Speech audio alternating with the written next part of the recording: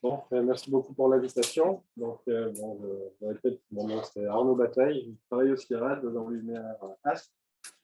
Nous sommes le laboratoire de référence pour l'OIE, la FAO et l'Union européenne pour la maladie dont je vais parler, la peste des petits ruminants. Et donc, dans notre travail de diagnostic, maintenant on a fait beaucoup de séquençage de génome, donc on a commencé à faire des analyses un peu des génomes un peu comme on peut. Donc, d'où l'intérêt de ce réseau pour nous, c'est de pouvoir améliorer un petit peu ce qu'on peut faire. Mais vous allez voir, c'est quand même un modèle assez pas facile pour certaines choses. Alors, donc, quelques mots sur la maladie d'abord. Vous n'allez pas pouvoir voir le dessus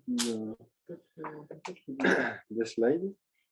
Donc, au cas où, si vous ne connaissez pas la maladie, c'est donc une maladie très infectieuse qui infecte principalement les petits ruminants, donc les moutons et les chèvres. Elle est donc, on va dire, les symptômes principaux, ce sont des excrétions nasales, oculaires, érosion des muqueuses et diarrhée. Et on peut arriver à des mortalités de presque 100% dans les populations naïves. Transmission directe par contact, donc il n'y a pas de vecteur. Et outre les moutons et les chèvres, d'autres hôtes semblent susceptibles. On peut avoir aussi, il semble, ça a été démontré de manière expérimentale, des suidés infectés par la PPR, les chameaux, et pas mal d'espèces de la faune sauvage. Alors, cette maladie, elle est quand même distribuée sur l'ensemble, une bonne partie de l'Afrique, du Moyen-Orient et en Asie. Continue à se progresser dans certaines zones. On a eu notamment des émergences en Géorgie et en Mongolie en 2016. C'est arrivé en Europe, en Bulgarie en 2018. Mais bon, ça a été très rapidement contrôlé. Et récemment aussi une émergence en Thaïlande. Donc, vous voyez, très étendu et bon, connu depuis les années 40. Alors moi, donc ça veut dire que c'est une maladie sur la plupart de sa distribution à circulation endémique. Et, bon, ce qui fait certaines analyses sur la génétique parfois un peu compliquées. Donc moi ici, pendant ma présentation, je vais vous présenter deux types d'études. Une qui était plus sur une émergence, celle en Mongolie, et plus dans un système endémique au Sénégal. On peut différents types d'analyses faites dans ces deux cas. Donc, c'est un virus du genre morbillivirus. Donc, c'est un virus enveloppé à simple brin de sens négatif ARN, génome simple, 16 000 paires de bases, avec 6 protéines structurantes et 2 non structurantes. Il y a 4 lignées génétiques, mais un seul sérotype. Et bon, celle qui prend maintenant qui occupe vraiment la plupart de la distribution, c'est la ligne 4 qui avait été d'abord identifiée en Asie, puis qu'on a vu apparaître sur le Moyen-Orient, puis en Afrique, et qui maintenant arrive aussi au Sénégal. Donc ça continue à prendre la place sur les autres lignées, et c'est une des choses qu'on ne sait pas trop pourquoi elle a voilà, cette capacité à dominer sur les autres lignées. Donc, vu la distribution, vous pouvez comprendre que ça a un impact économique assez important dans tous ces pays, et donc ça représente une menace pour la sécurité alimentaire. C'est pour ça que la FAO et l'OIE ont décidé de cibler cette maladie pour une campagne d'éradication mondiale. Ceci depuis 2015, qui va être qui est surtout basé sur des campagnes de vaccination massive, parce qu'il y a des vaccins très efficaces. Celui qui est le plus utilisé, c'est un vaccin qui a été développé au CIRAD dans les années 80. Et ce qui est évalué, c'est qu'il faudrait 70% d'immunité, donc de couverture vaccinale, pour arriver à stopper la circulation du virus. les conditions sont bonnes pour arriver à ceci, notamment parce que la première maladie éradiquée au niveau animal, c'est la peste bovine, qui est aussi un morbillivirus, et on va dire les conditions étaient assez similaires, donc c'est pour ça que la FAO était assez confiant par rapport aux possibilités d'éradiquer cette maladie. Mais bon, il nous manque, on va dire, pas mal d'informations au niveau épidémiologique pour améliorer nos capacités à contrôler la maladie. Et c'est là que, bon, l'épidémiologie moléculaire, comme vous le savez, peut vraiment apporter pas mal d'informations pour aider dans ces stratégies de surveillance et de contrôle. Donc, comme c'est un virus ARN, il a évidemment des taux de mutation assez rapides. On est dans les environs de 10-3 par an. Donc, on peut vraiment travailler à différentes échelles aussi, au niveau intra-haute, intra-population et au niveau des métapopulations. Donc, c'est ce qu'on va essayer de faire. Le problème, évidemment, c'est qu'on est avec une maladie qui n'intéresse pas trop le monde occidental. Donc, donc ça veut dire qu'on a peu de données. Il y a peu d'échantillons historiques qui sont disponibles et séquencés. On en a au niveau des laboratoires de référence. Donc, il y a nous, il y a Fulbright, certains peut-être dans d'autres pays, mais c'est quand même très peu. Puis, il y a eu des données de séquençage, je vais vous montrer un petit peu ce qu'il y a, mais au niveau de la quantité, de la qualité, de la distribution de ces données, c'est quand même assez biaisé. Puis, on est dans une situation endémique de circulation, donc beaucoup de modèles qui sont mis en place, qui existent, sont souvent basés pour des émergences, sur base évidemment de ce type de dynamique, pas de dynamique de circulation endémique. Alors, une des questions intéressantes, déjà, c'est juste l'histoire évolutive de la PPR. Donc, c'est un morbillivirus. Il y a quand même beaucoup de virus dans ce genre, dans l'ensemble des mammifères. On va en trouver chez les humains, chez les ruminants, dans les mammifères marins, chez les félins. Donc, ils sont vraiment bien distribués. Donc, ils ont une bonne capacité de s'adapter à différents types d'hôtes dans ce genre. L'histoire de base, c'est qu'il y a eu une première description en 1942 en Côte d'Ivoire, puis après dans d'autres pays d'Afrique de l'Ouest. Après, une première identification en Afrique de l'Est, puis en Inde dans les années 80, puis propagation sur l'ensemble de l'Afrique, le Moyen-Orient et l'Asie, notamment avec l'augmentation des populations humaines et des petits ruminants et des mouvements commerciaux. Mais évidemment, l'histoire semble quand même beaucoup plus complexe que ça, parce que cette distribution qu'on a vue, cette augmentation de distribution, semble quand même fortement dépendante de la peste bovine. Parce qu'il faut savoir que les petits ruminants peuvent être infectés par la peste bovine sans avoir de symptômes et ne pas être atteints, mais ils vont avoir des anticorps qui vont les protéger de la peste des petits ruminants. Donc, en fait, au fur et à mesure que la peste bovine a été éradiquée, ça correspond bien, on va dire, la diminution de la peste bovine correspond bien à l'augmentation de la présence de la bouffée des petits ruminants. Donc, moins il y avait évidemment d'anticorps qui les protégeaient de manière croisée, plus ils se sont retrouvés de nouveau susceptibles à une maladie qui était en fait peut-être là depuis très longtemps. La peste bovine, on a pas mal de données historiques parce que c'est une maladie qui était importante, notamment en Europe, et on sait qu'elle est là depuis les temps antiques. Et donc, en fait, la peste des petits ruminants, même si elle était pour la première fois identifiée en 1942, est sûrement une maladie très ancienne. Et effectivement, il y a eu un article très intéressant qui est sorti l'année dernière avec l'équipe notamment de Philippe Lemay sur l'historique d'abord plutôt de la divergence de la rougeole et de la peste bovine, mais ils ont inclus des données d'autres morbillivirus.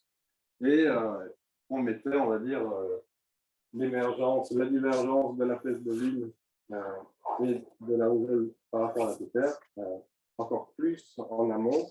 Donc, il y a vraiment, on va dire, l'ancêtre au départ, à l'origine de la peste des pépérinants, déjà apparu dans les 1000, moins 3000 avant notre temps. Donc, essentiellement une maladie qui est là quand même depuis très très longtemps. Donc voilà, il y a quand même pas mal de choses au niveau de l'histoire de la peste des petits ruminants qui reste à creuser et qui reste très intéressant. Mais bon, les données pour le moment disponibles ne sont pas top, hein, parce que bon, on a fait en fait ce travail de récupérer toutes les séquences qui existent sur les bases de données, liant tout au niveau de génome partiel, donc soit un gène complet ou un gène partiel. On a 514 gènes complets et environ 1392 qui sont d'un gène partiel.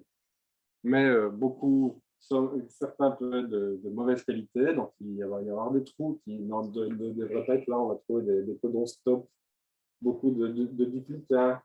Alors, on va trouver des contaminations. Ici, on a fait des analyses phylogénétiques qui montraient que certaines séquences qui étaient présentées comme des échantillons de terrain, en fait, au niveau phylogénétique, se regroupaient avec les vaccins. Donc, en fait, c'était des contaminations, mais que personne n'a vraiment vérifié et qui ont été soumises comme ça. Donc, il faut faire tout ce travail en plus de contrôle de qualité des données présentes avant de pouvoir les utiliser. Et en plus de ça, il y a vraiment un gros biais sur les données qui existent. Là, c'est une représentation un peu pour un seul gène, le gène qui est le plus séquencé, le gène N, en utilisant microreact. Donc, on voit un peu la distribution des séquences. On voit, évidemment, là, c'est un peu à cause de nous. Hein. Il y en a beaucoup ici. Il y en a en Inde, en Chine et en Turquie surtout aussi. Mais il y a plein d'endroits où la peste des ruminants est présente, où on n'a pas ou très peu de données génétiques. Et beaucoup de ces données se concentrent évidemment à partir des années 2000. Au niveau des échantillons historiques, on en a quelques-uns par-ci par-là. Et au niveau génome complet, c'est encore pire. Enfin, on a 81 génomes en tout. De nouveau, quelques-uns avec un peu de mauvaise qualité. Normalement, le génome doit suivre une règle de 6, donc sa longueur doit suivre un multiple de 6. Et il y a certains qui ont été soumis qui ne suivent pas cette règle, donc logiquement, il y a eu un problème, elles n'ont pas été, on va dire, vraiment contrôlées complètement. Alors, avant d'utiliser certains de ceux-ci, on va les éditer selon nos connaissances, on va dire, des zones qui sont conservées, etc. Évidemment, on dit comment on a édité les génomes avant de les utiliser, mais il faut passer par là pour ne pas perdre de données en plus. Autre problème, c'est qu'il y a surtout une zone entre deux gènes qui est très riche en GC et qui est très compliqué à séquencer. Donc là, on retrouve un peu la distribution des rites le long du génome. Et vous voyez, à chaque fois, il y a un gros gap, un gros trou à ce niveau-là. Et c'est souvent à ce niveau-là qu'on a des séquences qui sont obtenues, qui sont de mauvaise qualité. Et maintenant, dans notre schéma d'analyse, on enlève complètement cette partie-là parce qu'on ne peut pas être sûr que ça a été bien fait. Donc, on l'enlève avant de faire nos analyses. Alors, puis de là, on a fait une analyse de recombinaison avec RAPD en utilisant les multiples tests, en essayant d'avoir, en voyant ce qui est au moins 5 des 7 ou 8 tests mis en place dans RAPD pour détecter des récombinations. Et sachant qu'au niveau des morbillivirus, il n'y a pas de recombinaison, ça n'a jamais été vraiment démontré de manière expérimentale. Donc, si on trouve, comme ici, sur 5 génomes, des signes de recombinaison, c'est surtout plus probablement dû à des contaminations lors de séquençage, surtout que un contaminant, là, c'est le vaccin, mais ça c'est clair, parce qu'on ne va pas le retrouver en circulation. Ou alors si c'est de deux lignées différentes, aussi c'est assez clair. Bon, pour certains, comme c'est ce qui est mis comme zone potentiellement contaminante, ça fait partie de la même lignée et d'un pays voisin, ben, là, c'est peut-être juste un problème voilà, de sensibilité du test. Donc, ceux-là, pour le moment, on les garde. Donc, de nouveau un biais. Sur les 80 qui existent, 60 sont de la lignée 4. Donc, il y a 3 lignées qui sont très représentées. Sur les 60, il y en a 50 qui sont juste basiques. Et il n'y a que 8 séquences qui sont d'avant les années 2000. Donc, voilà. Avec ceci, on essaye de faire quand même des analyses phylogénétiques, mais on a certaines limitations. Mais on va, sur cette base, on arrive quand même à faire des choses assez intéressantes. J'espère que ce sera intéressant. Donc, premier exemple, c'est cette analyse de l'émergence en Mongolie de la peste des pyramides. On va noter que c'est surtout un travail fait avec la maîtrise du Royal Veterinary College et nos partenaires des services vétérinaires en Mongolie. Alors, c'est quand même un cas super intéressant parce que c'était la première fois qu'il y avait une forte mortalité auprès de la faune sauvage. En Afrique, on voit des anticorps, mais on n'a jamais eu de mortalité hors des eaux ou d'état captif dans la faune sauvage. Et là, il y a eu vraiment une forte diminution de la population d'une espèce déjà qui était très menacée. Donc, pour la première fois, la PTR menaçait vraiment d'extinction une espèce sauvage. Donc, la maladie a d'abord été notifiée au niveau des chèvres et moutons en août 2016. De là, les services vétérinaires en Mongolie ont lancé des campagnes de vaccination en octobre. Mais il y a eu confirmation d'infection près de la faune sauvage en décembre 2016. Donc, bon, juste alors que les vaccinations avaient déjà été commencées. Et donc, comme je disais, mortalité surtout chez les saïgas, mais il y a eu aussi des cas au niveau de Ibex et d'autres gazelles. Mais c'est vraiment chez les saïgas qu'il y a eu ce fort impact. Et la question, normalement, jusqu'ici, la base, c'est que les cas au niveau des faunes sauvages, c'est dû à des spillovers depuis les petits ruminants. Mais c'est vraiment le cas ici, parce qu'il n'y a plus de la circulation au sein de la faune sauvage, sachant qu'il y a eu de la vaccination au niveau des petits ruminants. Et est-ce qu'on va trouver au niveau des séquences, on va trouver une sorte de preuve d'adaptation du virus vers ces hôtes de la faune sauvage. Bon, c'est quand même quelque chose d'assez intéressant, comme je disais, on en trouve un peu cet intérêt pour le rôle de la faune sauvage dans la circulation des phénomènes, c'est devenu quelque chose de très, très intéressant qui intéresse beaucoup de monde. Donc, ce cas-ci était vraiment très intéressant à explorer. Donc, ce qu'on a fait, ce qui a été fait, c'est qu'il y a eu le séquençage de génome complet pour des échantillons obtenus de 3 saïgas, un ibex et une gazelle. Au niveau des moutons, ça avait été déjà publié. Voilà, l'équipe n'avait pas accès à d'autres échantillons, donc on n'avait que ceci sur quoi travailler. Voilà, ce qui a été utilisé comme méthode pour obtenir le génome, c'est une méthode avec le moins d'amplification possible, directement à partir de l'échantillon, donc sans tentative d'isolement du virus. Donc avec juste synthèse de ces DNA simple grain plus de bras avant de faire un séquençage etc., sur une ligne. Alors, c'est une méthode qu'on utilise aussi dans le diagnostic qui fonctionne assez bien, mais dans ce cas-là, ils ont dû vraiment aller profond pour obtenir le génome. Vous voyez ici, quand même, par échantillon, 30 millions de reads pour obtenir un génome de 16 000 paires de bases. Et parfois, il n'est même pas arrivé, où la couverture était quand même pas top. Mais bon, voilà, c'était ce qu'il fallait par rapport à des échantillons de terrain qui étaient peut-être mal conservés. Et bon, c'était déjà très bien d'obtenir ça. Nous, quand on travaille sur nos échantillons de terrain, on peut obtenir des génomes complets avec un rendement déjà de 10%. Donc, avec 200 000 reads, on peut obtenir un génome avec une bonne profondeur, mais dans ce cas-ci, il fallait aller plus profond. Et donc, de là, analyse phylogénétique. Bon, ce qu'il dit là, c'est qu'il y avait donc, d'abord, on a utilisé deux techniques, une technique de maximum likelihood et aussi de technique bayésienne d'analyse sur disque avec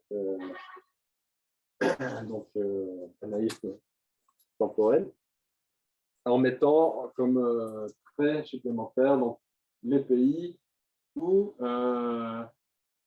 savoir si la souche venait de faune sauvage ou d'animaux domestiques pour un peu essayer de répondre à cette question, est-ce qu'il y a du spillover. Alors, les échantillons sont tous arrivés sur un seul cluster ici associé avec tous les échantillons de Chine des années, c'est de 2014 surtout. Donc, avec l'échantillon de chèvre basal pour l'ensemble des échantillons de la faune sauvage.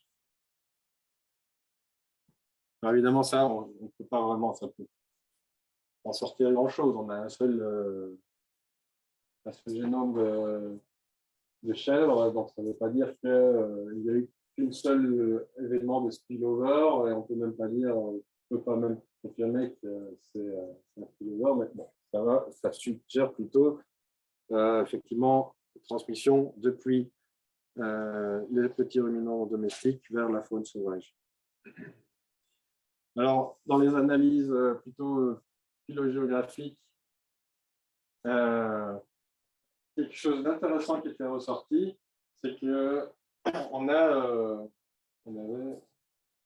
avec une probabilité pas top, mais on avait quand même une origine de l'ensemble de la ligne 4 en Afrique et non en Asie, ce qui semble en fait assez logique. Et c'est dû en fait à un seul échantillon du Nigeria de 2013, qui est vraiment basal sur l'ensemble de la ligne 4. Et en fait, nous, on est en train de séquencer plus de génomes de lignée 4 en Afrique. C'est en fait des informations qui manquent. Et en fait, on se rend compte qu'il y a toute une lignée 4 africaine qui manque, en fait, qui n'est pas encore échantillonnée et analysée. Là, on a donc cet échantillon de 2013, il est là, et on en a rajouté de 2020 et de 97 ici. Donc, voilà, il y a toute une complexité de cette lignée qu'on ne connaît pas encore et qui continue à explorer.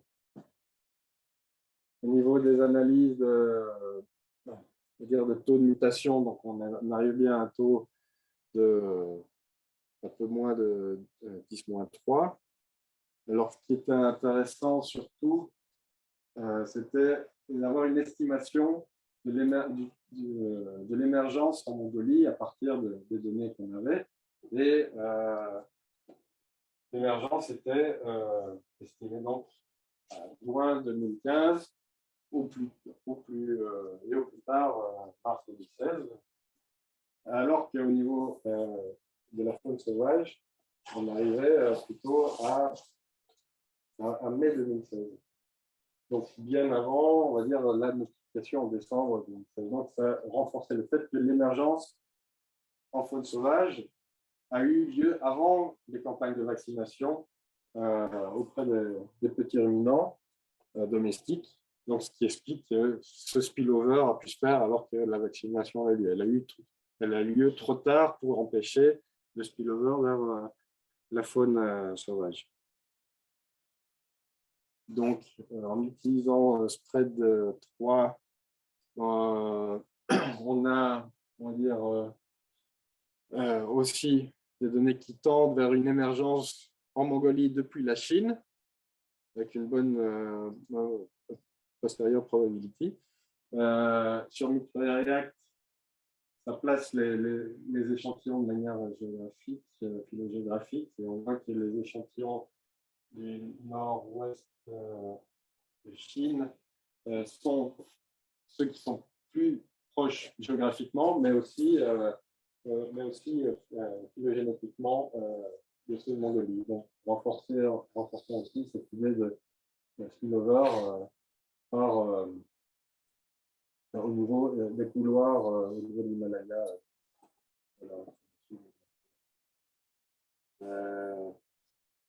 Même si évidemment les données de Chine, c'est de 2013-2014, il nous manque quand même des données de Chine juste avant l'émergence en Mongolie. Donc on a regardé aussi ce qu'étaient les polymorphismes au niveau des acides aminés, pour voir quels étaient les changements qui pourraient être potentiellement associés à une expansion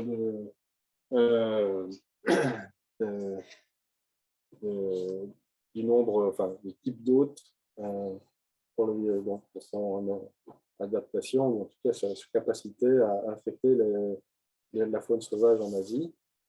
Bon, déjà, hors zone codante, on a remarqué qu'il y a une insertion de 6 nucléotides qui suit la règle de 6, qui est présente tant au niveau des séquences de Mongolie que de Chine, donc dans l'ensemble de ces clades. Et il y a peut-être un avantage fonctionnel à ce niveau-là qui doit être testé de manière expérimentale, notamment pour faciliter la traduction du gène. Mais au niveau des acides aminés, on voit aussi quand même qu'il y a pas mal de polymorphismes qui sont spécifiques à cette clade, Chine, Mongolie, ou aux échantillons de Mongolie. Et on a fait des analyses de sélection, de pression de sélection avec différents modèles, et on trouvait des sélections de pression sur certains sites qui correspondaient à ces sites qui sont spécifiques aux animaux sauvages. Donc, là, je vais vous montrer surtout deux exemples qui étaient intéressants parce que ce sont des mutations qui sont associées à la protéine H, l'hémagglutinine, qui est évidemment la protéine qui interagit avec le récepteur cellulaire de l'hôte, avec le SLAM. Donc, il y a deux mutations qui étaient sous pression de sélection et spécifiques au niveau des animaux sauvages. Donc, une au niveau de la position 244, qui se trouve au niveau d'une région immunogène, qui est au niveau de la région 234 à 243. Puis une autre mutation au niveau de la position 506, qui est entre deux positions très conservées, parce qu'elles forment, elles ont un rôle dans la formation des ponts salins entre les deux protéines. Donc, une modification au niveau de cet acide aminé peut changer la conformation vraiment de la présentation de protéines. Donc ça, c'est assez intéressant à voir et on va continuer à explorer. Donc, petite conclusion sur cette étude. Donc, c'était quand même la première fois qu'il y avait plusieurs génomes qui étaient obtenus à partir d'une émergence dans la faune sauvage pour la pédopyrénulente, donc c'était quand même assez intéressant. On a pu quand même bien avoir des informations qui confirmaient que l'émergence a eu lieu avant la vaccination et qu'il semble que cette émergence est associée à une dispersion, enfin une dispersion depuis la Chine. Mais bon, il manque des données pour confirmer si c'est notamment un seul événement de spillover ou si on a eu plusieurs. Bon, ça a montré clairement aussi qu'il faut chaque fois demander, là vraiment faire en sorte que les services vétérinaires, en cas d'émergence, prennent bien quand même un grand nombre d'échantillons et que les services de laboratoire gardent bien ces échantillons pour pouvoir permettre d'obtenir, générer plus de données génomiques, tant au niveau domestique que faune sauvage, pour mieux comprendre l'épidémiologie. Évidemment, ça doit être, comme on disait avant, associé à d'autres types de données, d'épidémiologie, de taux de contact entre la faune sauvage et la faune domestique, des données de sérologie, etc., pour mieux interpréter les données obtenues. Et donc, on a obtenu une sorte de signature de signes de sélection, de pression de sélection, qui pourrait être associé à une adaptation du virus vers des hôtes de faune sauvage. Et bon, certaines mutations vont être explorées plus spécifiquement. Donc, là, je vais passer à un modèle différent maintenant, un modèle endémique. Et donc, là, le point, c'est d'essayer de voir l'association entre la circulation du virus et les mouvements commerciaux des animaux en Afrique de l'Ouest. Donc, on le sait de manière empirique, c'est le mouvement des animaux qui va permettre sa circulation de manière au sein des frontières, mais aussi de manière transfrontalière. C'est vraiment un gros problème parce que les frontières sont très poreuses, et donc ça complexifie beaucoup la surveillance et le contrôle de cette maladie.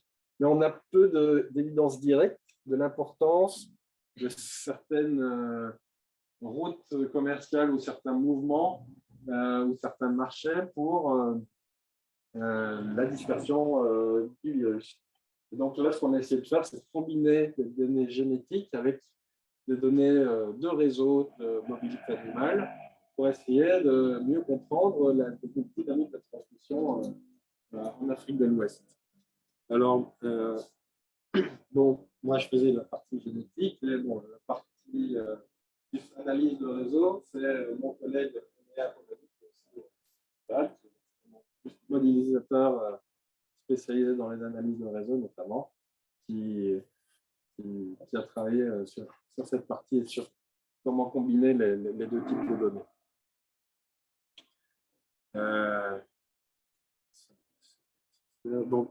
Donc, comment traduire la mobilité en termes de réseau?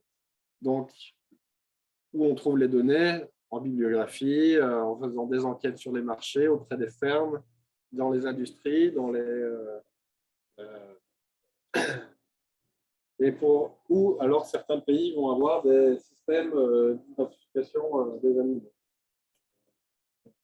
On va obtenir ces données-là pour sortir les informations qui nous intéressent.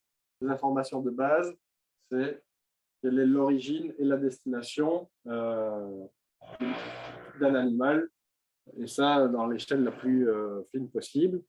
Et quelle est son espèce, quelle est la quantité d'animaux qui sont bougés de son origine vers sa destination, et le type de transport. Et donc, on va avoir d'autres données de type de saisonnalité ou de fréquence de ce transport. Si c'est de type commercial ou si c'est de la transhumance, parce que là où on travaille, évidemment, dans le Sahel, au Sénégal, il y a beaucoup de mouvements en plus de commerce qui sont associés à la transhumance, si c'est légal ou illégal aussi. Donc, selon le type de données obtenues, on peut essayer d'avoir les différents types de mouvements représentés. C'est-à-dire qu'avec le Sénégal, on a la chance et l'opportunité qu'ils ont vraiment un système d'identification. Chaque animal a sa carte d'identité et chaque mouvement est noté. C'est assez unique en Afrique. Donc là, il y en a vraiment un réseau une information sur le réseau de mobilité à niveau commercial. Bon, il faut associer à ça, évidemment, peut-être des données plus sur les mouvements illégaux par des enquêtes, mais on a déjà quand même une très bonne représentation beaucoup plus complète que pour d'autres pays. Donc, on va se retrouver avec le vocabulaire principal, c'est dans un réseau, on aura le nœud qui représente soit l'origine ou la destination d'un mouvement, et on aura le lien qui représente comment ça bouge depuis l'origine vers sa destination. C'est vraiment la flèche. Donc, pour le nœud, la caractéristique, c'est la position géographique, le nombre d'animaux, population humaine, la présence de fermes ou de marchés. Ça va être représenté évidemment par le cercle. Et puis après, on a pour ce qui est du lien, son volume, son poids, donc le nombre d'animaux qui sont bougés, le type de transport utilisé et à quel moment et le temps que ça prend. Hop. Alors, donc, de là, on va avoir les caractéristiques principales d'un réseau. Ça va être son degré, le degré in ou out, c'est le nombre de connexions depuis ouvert un nœud. Et donc, on aura alors ce qu'on a des nœuds du hubs, vraiment centraux, avec vraiment des degrés très élevés, qui sont alors évidemment les plus importants pour le contrôle d'une maladie.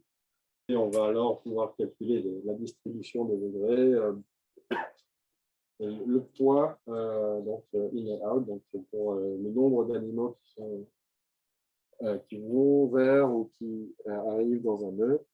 Et cette notion de bituminess, donc le nombre de chemins qui passent par un nœud.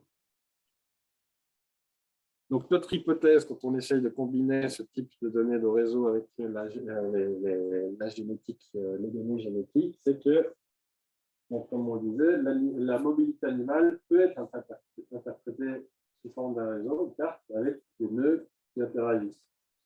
On va avoir au sein de ces réseaux, on va avoir ce qu'on appelle des communautés. Donc, certains nœuds qui sont beaucoup plus associés les uns aux autres. On va dire, ça peut être dans une province, on aura un marché, 2-3 marchés principaux, plus c'est-à-dire les villages qui vont juste dans ces marchés principaux. Et c'est à partir de ces marchés principaux qu'il y aura un mouvement vers d'autres communautés. Donc, ce sera ceux-ci qui seraient les hubs, ou alors on appelle ici les hotspots. Et donc, l'hypothèse, c'est qu'une souche virale va se diffuser, se circuler plus facilement au sein d'une communauté parce qu'il y a plus de liens entre les autres. Donc, on va aussi, notre hypothèse, c'est qu'on devrait trouver une corrélation entre la distance génétique entre deux virus obtenus quelque part dans le réseau et la distance qui les sépare au sein du réseau aussi. Et donc, comme je le disais, au niveau des hotspots, comme ils sont les points de connexion entre les communautés, on aurait normalement plus de chances de trouver de multiples souches virales, donc une plus grande diversité virale au sein de ces hotspots. Et donc, une autre manière de trouver ceux qui sont plus importants pour la surveillance de la maladie. Parce que si on veut savoir quelle souche circule, autant travailler directement dans ces hotspots, on peut plus rapidement avoir vraiment une idée de ce qui circule pour le moment dans un réseau. Donc les données datent de 2014. Il a fallu le temps pour trouver comment analyser tout ça. Donc, on a les données de mobilité animale de 2014, de Sénégal et de Mauritanie, et un petit peu du Mali et de Guinée. En tout, 270 nœuds et 507 liens. Au niveau génétique, on a pu obtenir en tout 41 échantillons de PPR. Donc, c'est à chaque fois de l'échantillonnage opportunistique. On n'avait pas trop le choix. On attend que les services vétérinaires disent là, il y a des suspicions. On va sur place, on collecte et on essaye d'en avoir, en tout cas, dans ce qui est déjà connu comme étant des zones avec quand même des marchés importants, etc. Et donc, en tout, on en a 41 plus des échantillons obtenus aussi en Guinée, en Mali, en Mauritanie, pour plus voir un peu cet effet transfrontalier en plus du réseau au sein du Sénégal. Donc là, très en plus. Là, c'est des échantillons qui sont obtenus entre 2010 et 2014. Donc, c'est sûr qu'il y aura quand même au niveau des analyses puis de génétique des limitations dans ce qu'on peut faire. Mais bon, ce qui a facilité la vie, c'est que l'ensemble des 50, sur les 55 échantillons, 54 faisaient partie de la même lignée. Donc, au moins, on n'avait pas à gérer différentes lignées.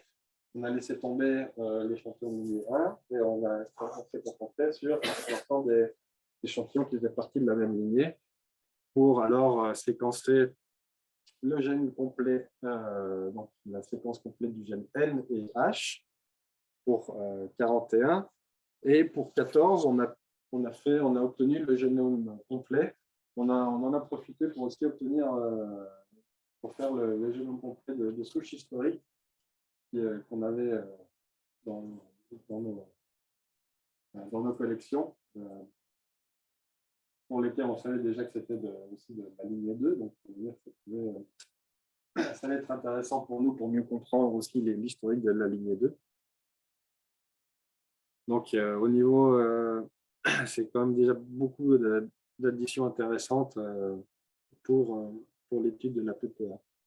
Alors, bon, d'abord, est-ce qu'une combinaison juste des deux gènes N et H, c'est un bon proxy par rapport à ce que c'est assez puissant par rapport à l'étude des génomes complets? Donc, j'avais fait une analyse un peu comparative de la phylogénie en se basant juste sur N et H et avec les génomes complets. Alors, on obtenait quand même des résultats assez proches au niveau des communications, au niveau des MRCA et au niveau évidemment des clusters qu'on retrouve au niveau des phylogénies. Donc, à partir de ça, on s'est dit, bon, on va pouvoir continuer avec les deux gènes NH. Et donc, à partir des analyses phylogénétiques, ce qu'on a d'abord fait, c'est d'abord identifier des clusters, des clades qui étaient bien définis au sein de notre phylogénie, avec des bons supports au niveau des nœuds. Et donc, on en a en tout identifié 6, avec certains, avec des échantillons quand même qui regroupaient des clusters qui regroupaient des échantillons d'un peu partout au Sénégal, mais aussi d'autres pays. Ce qui est intéressant, c'est quelques liens vraiment de longue distance. On avait un échantillon ici vraiment à la frontière avec la Mauritanie, qui avait on va dire exactement la même séquence que celui de Dakar. Donc, alors qu'il y avait 3 jours de différence entre les deux, donc c'est un exemple direct d'un transport de longue distance du virus par les mouvements commerciaux. Alors, on a encore confirmé d'abord cette identification des clusters comme étant, on va dire, est-ce qu'on pouvait vraiment se dire, bon, ça représente à chaque fois des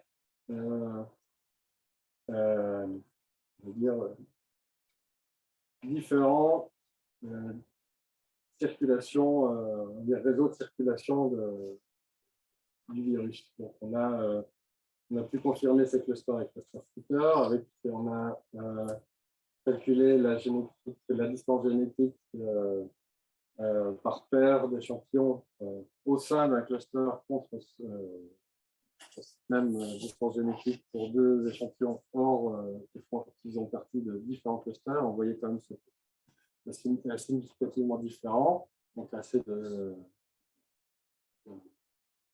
cette puissance aussi. Donc, on est parti sur cette base en disant, OK, on va essayer de voir maintenant la corrélation entre la distance génétique au sein de chaque cluster, parce qu'on se dit, OK, un cluster, c'est vraiment une transmission, un réseau de transmission. Donc, au sein de ce cluster, la distance génétique et sa corrélation avec les autres distances juste purement géographiques ou les distances calculées par les analyses de réseau. Alors, ce qui était intéressant, c'est qu'on avait vraiment deux types de corrélations qui ressortaient selon on travaillait sur des distances géographiques courtes, de moins de 100 km, ou des distances longues.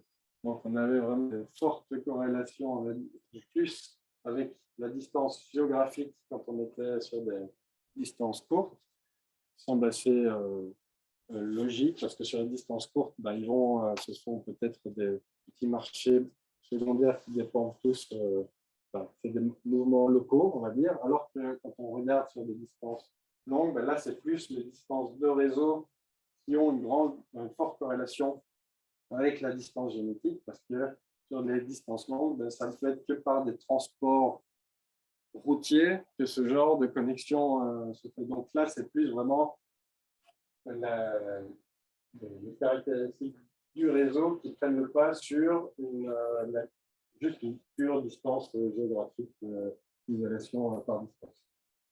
Donc, ça nous semblait quand même bien supporter cette idée qu'il y avait une importance de la mobilité animale pour la circulation du virus.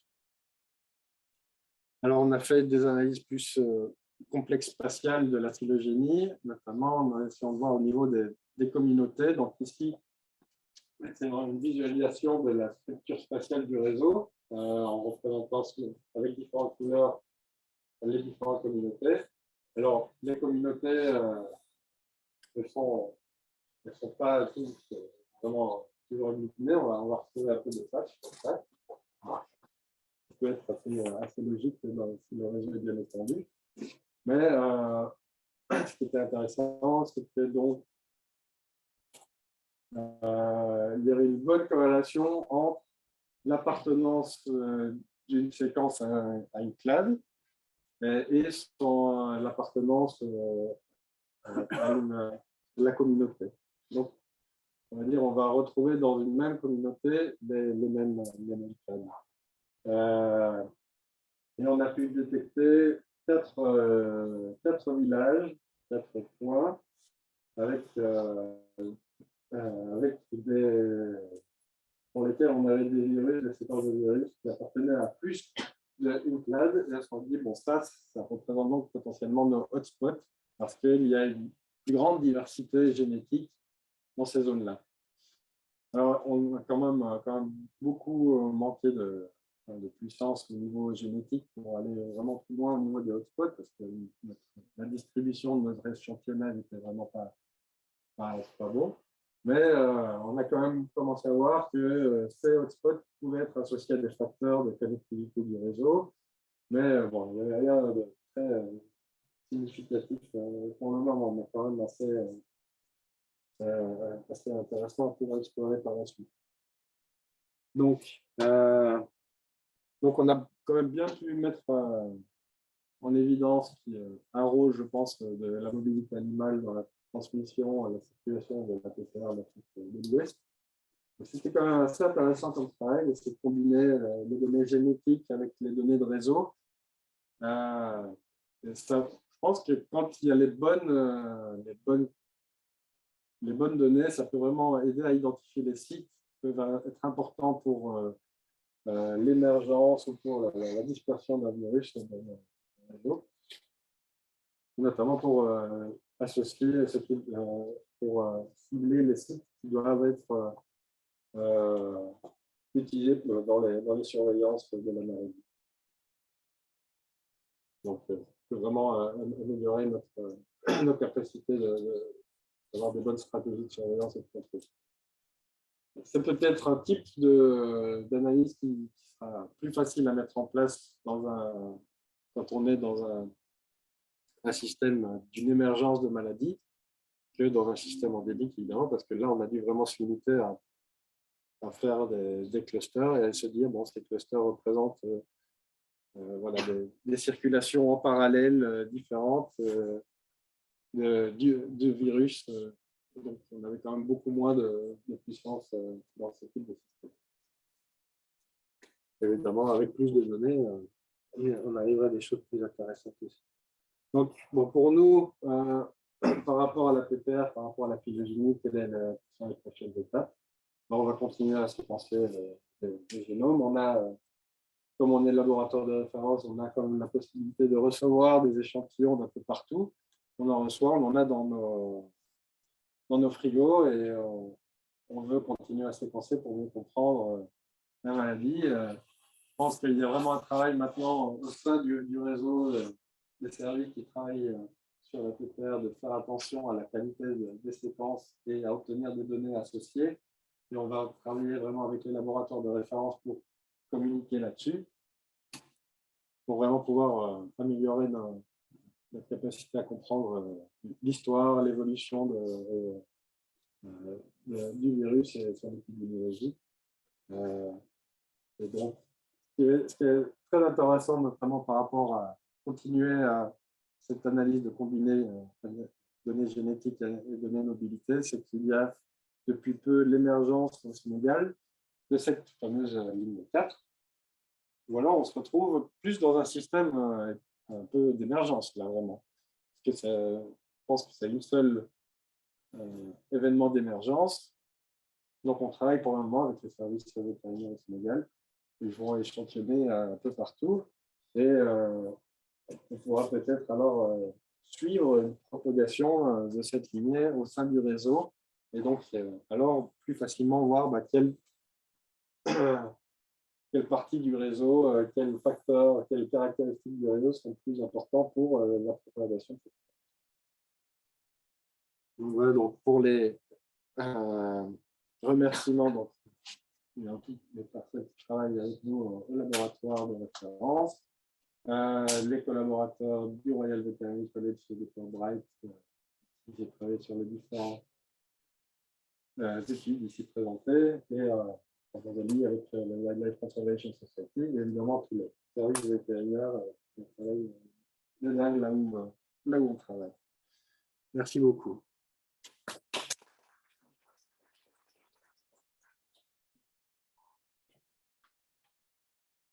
Une question.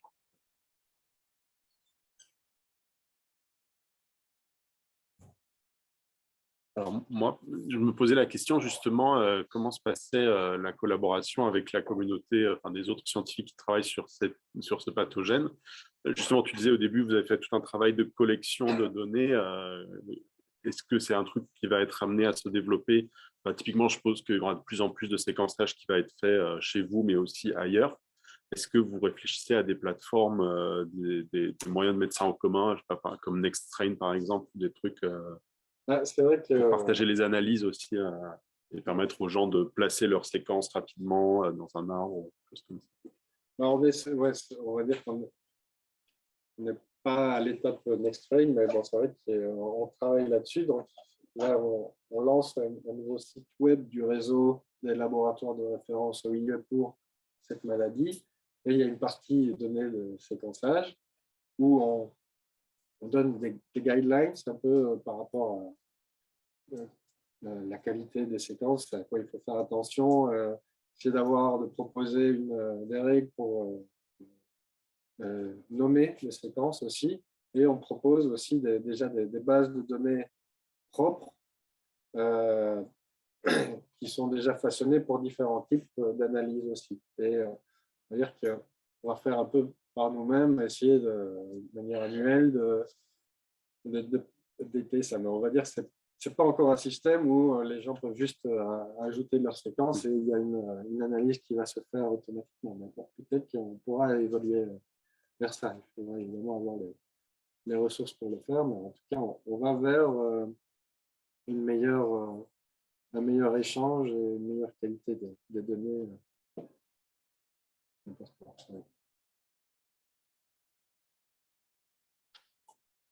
Oui. Vous pourriez détailler un peu sur qu'est-ce que vous explorez pour améliorer le séquençage de cette région, parce qu'on voit la même chose sur cette famille en fait. Et pour le séquençage au niveau intergénique, on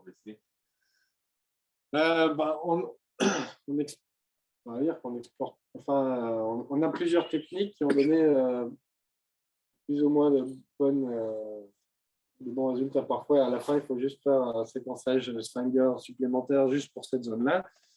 Avec certaines méthodes, on a obtenu moins de problèmes. Ça va vraiment dépendre de la qualité de l'échantillon au départ. Donc, pour le moment, on n'a pas vraiment de solution. Peut-être les traitements, on va dire l'ADNase ou l'RNase H entre la production du simple brin et la cléno avec le double brin sont vraiment aussi améliorés. La synthèse, la qualité de la synthèse du double brin d'ADNC. Et déjà, rien qu'avec ça, ça augmente aussi la qualité de la couverture et du rendement. Mais beaucoup va dépendre de la qualité de l'échantillon. En termes d'enrichissement ou d'épaisseur, vous avez exploré les choses aussi déjà? Au niveau.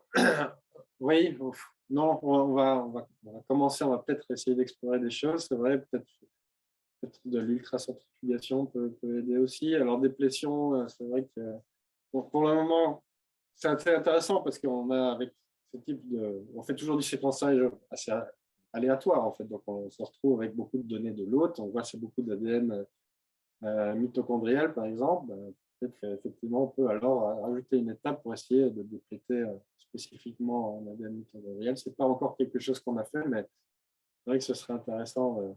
On arrive à ça. Beaucoup, si vous voulez qu'on échange des protocoles, des choses. Ah oui, ce serait tout ce qu'on peut ajouter à notre protocole pour augmenter le rendement. C'est vraiment le bienvenu, effectivement.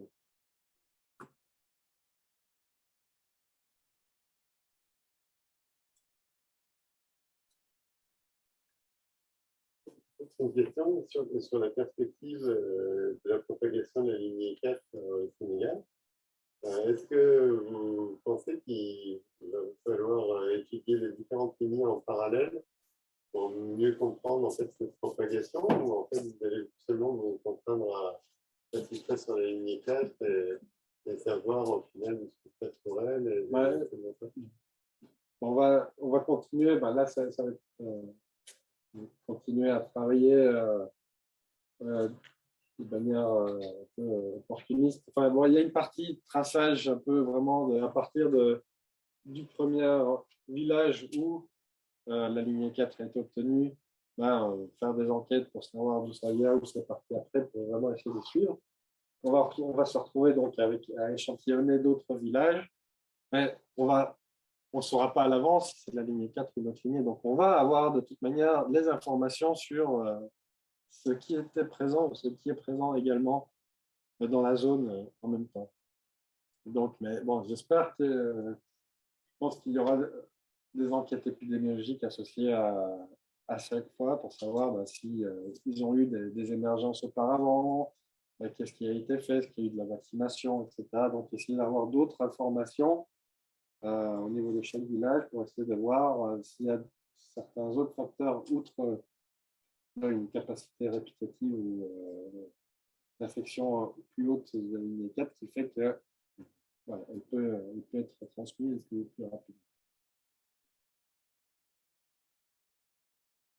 C'est assez intéressant à voir, effectivement, avoir en même temps des lignées endémiques présentes, circulant en même temps qu'une lignée avec plus une dynamique de propagation. Pour bien comprendre ça, il faudra avoir les données les plus complètes possibles aussi sur la dynamique endémique de la maladie en même temps que cette propagation.